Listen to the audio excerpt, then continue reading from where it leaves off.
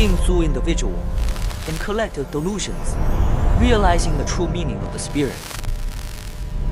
Hello everyone, and welcome to today's special discussion on the Shurangama Sutra. 1. Introduction. Why are we always running in circles? Have you ever felt like your life is just spinning in circles? You work hard, you practice diligently, and you strive to see the truth of this world, yet, for some reason, the mist never clears.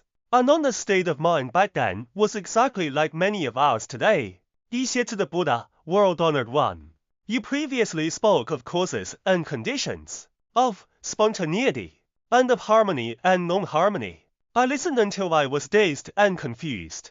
Now, you speak of seeing the seeing as not seeing, and I am even more bewildered and frustrated. Doesn't this sound like our own inner voice when we study the sutras or reflect on life? Ananda was so anxious that he wept and prostrated, begging the Buddha to grant him the eyes of great wisdom, so he could clearly see the pure and bright awakening mind. The Buddha looked at Ananda with eyes full of compassion. He said something very profound. Ananda, though you have a great memory and have heard much, you have not yet truly awakened to what the spirit is. Today, following the Master's teachings, we will dismantle the bombshells the Buddha dropped: individual false vision, 比一妄之言, and collective false vision, 同分妄之言. These two things are the fundamental reasons why we are lost in samsara, drifting according to our karma. 2. Individual false vision. The colored halo is an illness. Let's first talk about individual false vision. The Master explains this as unique personal views that differ from others. The Buddha gave a very interesting example. Suppose a person has an eye disease, like a cataract or red film. At night, when they look at a lamp, they see a circular halo of 5 colors surrounding the light, like a flower. The Buddha asked Ananda, is this colored light flower inherent in the lamp itself, or is it inherent in your nature of seeing? Let us analyze this. If you say the lamp naturally has this flower, why can't people with healthy eyes see it? If you say the seeing itself has the flower, then since the seeing has become the flower, should we call it seeing or call it a flower? Furthermore, if this flower has nothing to do with the lamp and exists independently, why doesn't it appear on the nearby tea table or screen? Why is it only around the lamp? And if it has nothing to do with your eyes, why are you the only one seeing it? The Master points out a core truth. It is because the eyes are diseased that the light flower is seen. The flower and the act of seeing the flower are both caused by the illness. However, the spirit that is able to see the light flower is itself not ill. Therefore, we cannot say this flower is the lamp or the seeing. Nor can we say it is not the lamp or the seeing. It is an illusion. Just like the second moon created by pressing your eyeball. What is the second moon? A healthy person sees one moon. But if you press your eyeball and change the focus, you see two. Does that second moon truly exist? No, it was created because you interfere with the source, producing an illusion. What is the takeaway for our lives? Every one of us views the world through our own karmic illness. If you are obsessed with a certain emotion, the world takes on that color. If you are obsessed with money, everyone looks like a business deal. If you are obsessed with anger, everyone looks like a provocation. This is individual false vision. 3. Collective false vision, a mass hallucination. After discussing the individual, the Buddha spoke of the second kind, collective false vision. The Master translates this simply as view shared by a group of beings. The Buddha used another analogy. Suppose there is a small island in the sea with 2 countries. The people of one country have collectively created bad karma. As a result, the people of that entire nation see strange phenomena in the sky, perhaps 2 suns appearing at once, 2 moons, or ominous comets and changing rainbows. The strange thing is that in the neighboring country, the people see no such ill omens. They haven't even heard of them. This is collective false vision.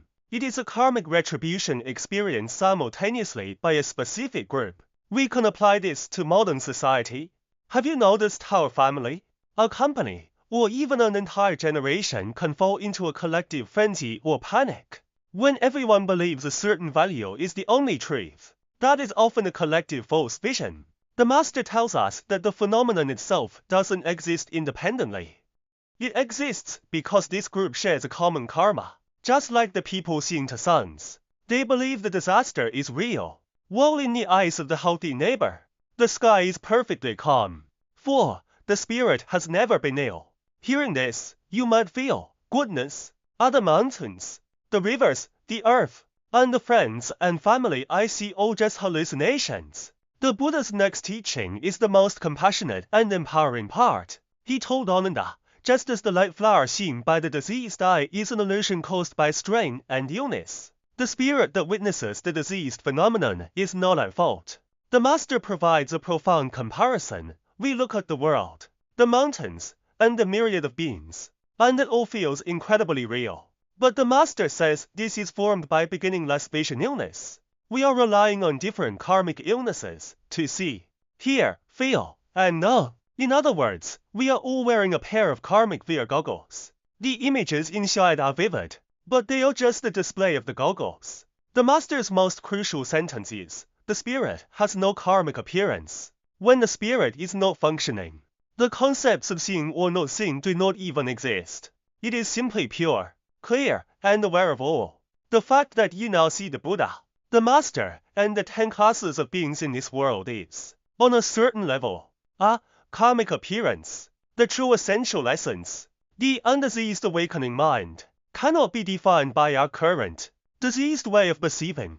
5. Practical application. How do we cure our cataracts? Understanding individual and collective false vision. How do we practice in daily life? The Master gives us 3 specific directions. Realize your viewpoint is not necessarily the truth. Next time you argue with your partner and think they are utterly unreasonable, remind yourself, am I in a state of individual false vision? Am I seeing their evil through the red film of my own heart's illness? Remember, the illness is a shadow. The spirit witnessing the shadow is not ill. Try to let go of that obsession, and the illusion will vanish. Do not just follow the crowd. When society falls into a collective emotion, learn to detach. Know that the neighbor might not see those 2 suns at all. Maintain the independence of your awareness and avoid being swept away by collective karma. In a chaotic world, you can maintain a sense of cool clarity. Experience the spirit that is never ill. The Master says the spirit can manifest everything and understand everything. The goal of our practice is not to destroy the light or the eyes, but to heal the illness. When you no longer cling to the 5 colored halos or argue over the shape of the second moon, you will naturally return to the original awakening mind. 6. Conclusion. Returning to the purity of the awakening mind. In today's sharing, we started with Ananda's confusion, looked at the light flowers of the diseased eye, and witnessed the double suns of collective karma. Finally, we landed on the definition of the spirit. The Buddha's final word to Ananda and to us is, the spirit has no karmic appearance. What a massive liberation this is. No matter what hardship you are in, no matter how chaotic you feel the world is, please remember that your most fundamental spiritual nature has never been polluted by these illusions. It has always been pure and bright.